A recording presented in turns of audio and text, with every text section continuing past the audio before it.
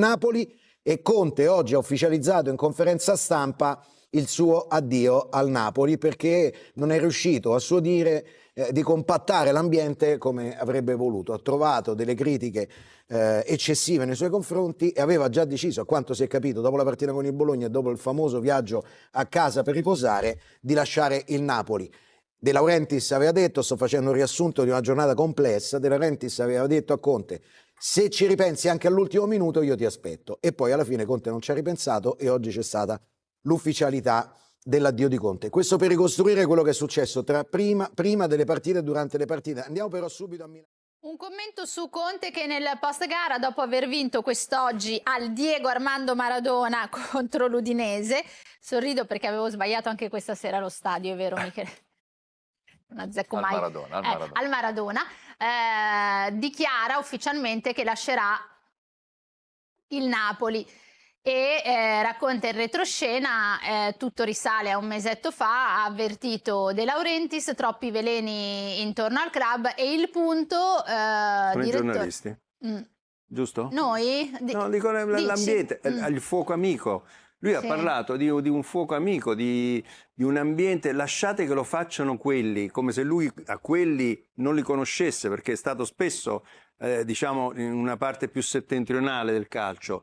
Ora che in qualche modo diventi anche lui l'agitatore o il capopopolo mi fa un po' sorridere, perché non è vero che poi un giornalista a Napoli che fa il suo mestiere non possa criticare l'allenatore, perché che significa? Bisogna essere tutti uniti, tutti nella stessa barca. Qualsiasi giornalista, se ha delle critiche da fare all'allenatore, e Conte non è assolutamente immune da critiche per questa stagione, perché comunque il 30° posto in Champions è una responsabilità ascrivibile a lui. Determinate sostituzioni, io non so, non me la prendo per quanto riguarda gli infortuni, perché possono essere delle compartecipazioni, però insomma tante formazioni a volte che hanno convinto poco ci sono state. Allora dico, non è che poi tu puoi uscire ancora una volta, per carità, esci vincitore, perché uno scudetto, una Supercoppa e un secondo posto ti danno questa immagine, però hai saltato il terzo anno e tu dovevi costruire per i prossimi anni. Per i prossimi anni io non so quanto hai costruito.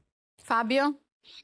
Sono d'accordo, io ho sempre criticato Conte soprattutto sul lato comunicativo, perché poi in campo è uno di quelli che riesce a massimizzare più di tutti i risultati, almeno in campionato. Quest'anno è mancato anche quello, bisogna dire, con tutti gli infortuni e le scusanti del caso, però poi, così come diciamo che contano i risultati quando fa comodo, questa grafica per completezza, quando dice il mio futuro, per ora sento solo chiacchiere. La certezza è che lascia Napoli, perché lo ha detto una frase prima, però poi gli è stato chiesto ma dove andrà ad allenare, e qui invece non dà certezze, e sulla nazionale dice mi ricordo cosa ho detto, ovvero che se fossi il presidente della FIGC tra tutti gli allenatori ci metterei Antonio Conte. È modesto, tra l'altro. Esatto. Modestissimo.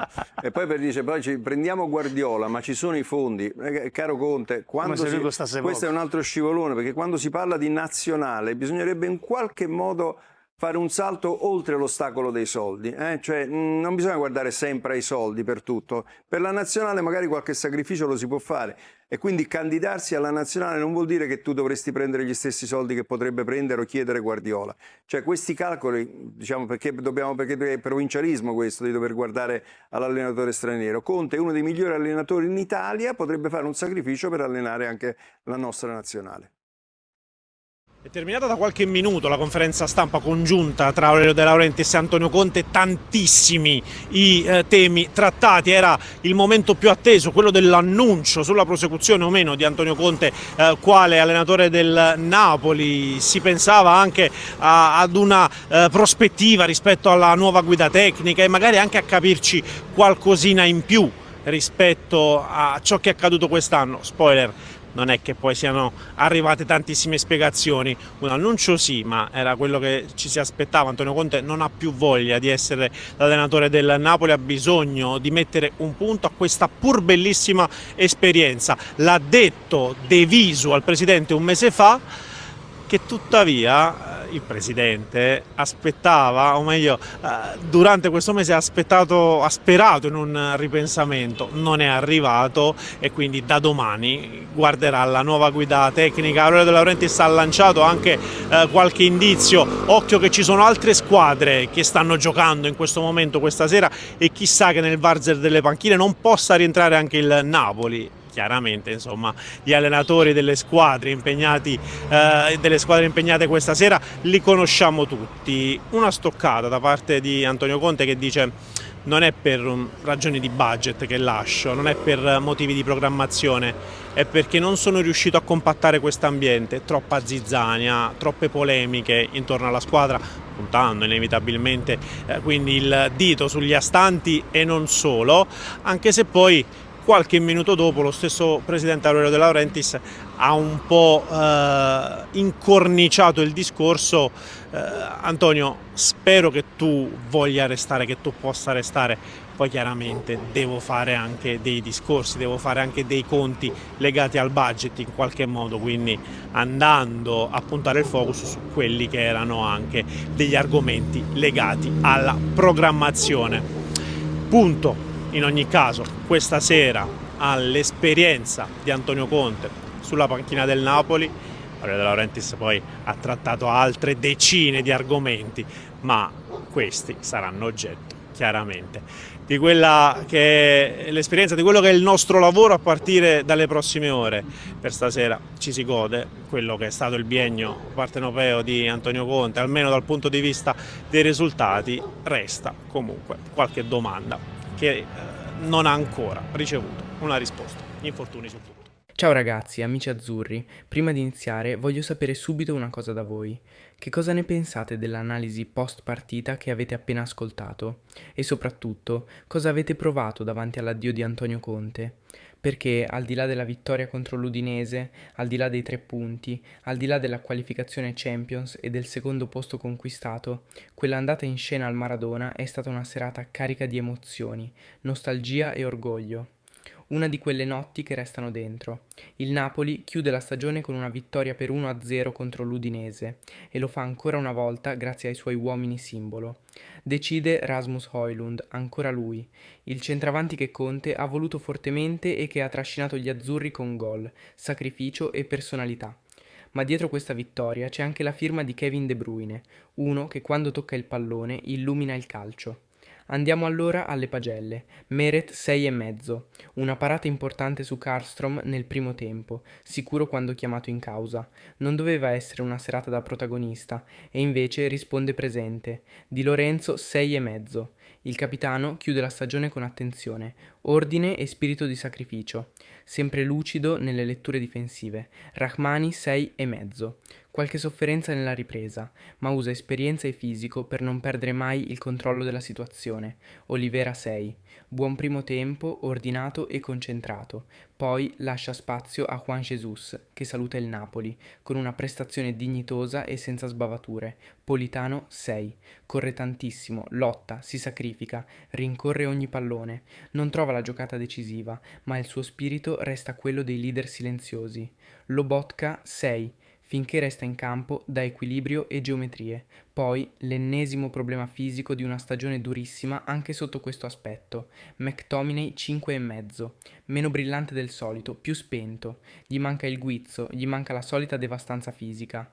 Ma anche lui ha tirato la carretta fino alla fine. Gutierrez 6,5. Molto attento difensivamente. Chiude bene gli spazi e dimostra ancora una volta di essere cresciuto tantissimo. Elmas 5,5. Poco nel vivo della manovra, troppo timido, una serata opaca, Alisson Santos 6. Peccato per l'infortunio dopo appena 10 minuti, perché aveva già creato un'occasione importante costringendo Okoye alla grande parata. La sensazione però è chiara, questo ragazzo ha talento vero. E poi entra lui, Kevin De Bruyne 7. Basta un pallone, basta uno sguardo, basta un assist visionario per capire la differenza tra un campione e un fuoriclasse assoluto. Il passaggio per Højlund è semplicemente poesia calcistica. E infine Højlund, 7,5, ancora decisivo, ancora feroce nell'attaccare la profondità. 16° gol stagionale e sensazione di avere davanti un attaccante destinato a crescere ancora tantissimo. E poi c'è Antonio Conte. Il voto forse conta poco stavolta, perché il suo lascito va oltre i numeri. Conte lascia Napoli dopo aver restituito mentalità, fame, organizzazione e orgoglio ad una squadra che aveva bisogno di ritrovarsi. Lo fa con uno scudetto, una Supercoppa, una qualificazione Champions e soprattutto con la sensazione di aver dato tutto. La sua ultima notte al Maradona è stata emozionante, lo stadio in piedi, i cori, le sciarpe al cielo, gli applausi interminabili. Conte che guarda la curva, applaude, sorride, ma trattiene a fatica l'emozione. E in quel giro di campo finale c'era tutto. La tensione di questi mesi, le battaglie, le polemiche, le vittorie, le difficoltà, gli infortuni, le notti europee e l'amore di una città che non dimentica chi lotta davvero per questi colori. Antonio Conte entrerà per sempre nella storia del Napoli. E da tifosi del Napoli, al di là di tutto, resta solo una parola. Grazie, mister. E voi amici, che ricordo conserverete di Antonio Conte in azzurro? Scrivetelo nei commenti e se volete restare sempre aggiornati su tutte le notizie del Napoli, sul mercato, sulle analisi post partita, sui dibattiti televisivi e su tutto quello che succede nel mondo azzurro, lasciate un bel mi piace e iscrivetevi subito al canale per non perdervi i prossimi video. Forza Napoli sempre e tutto per lei!